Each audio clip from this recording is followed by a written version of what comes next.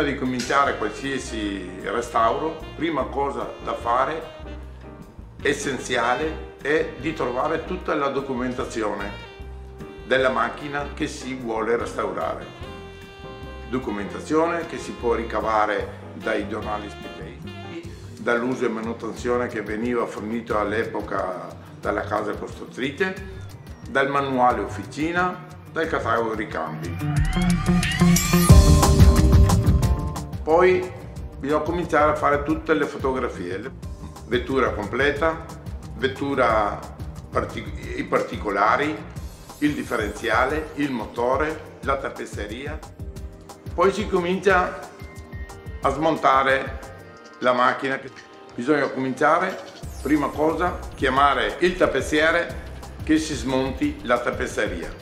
Non bisogna mai fare l'errore di smontare tutto.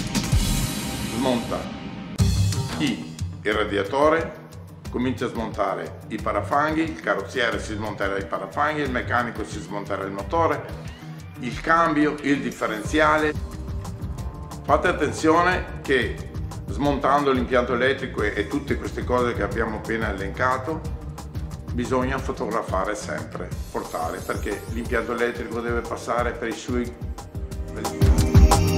Dopo un'altra cosa importante è il rapporto di compressione.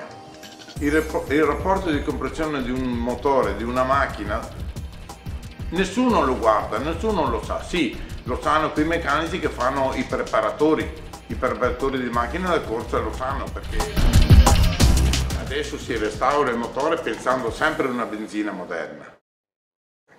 Dopo un altro discorso è quella benzina senza piombo e quella benzina col piombo.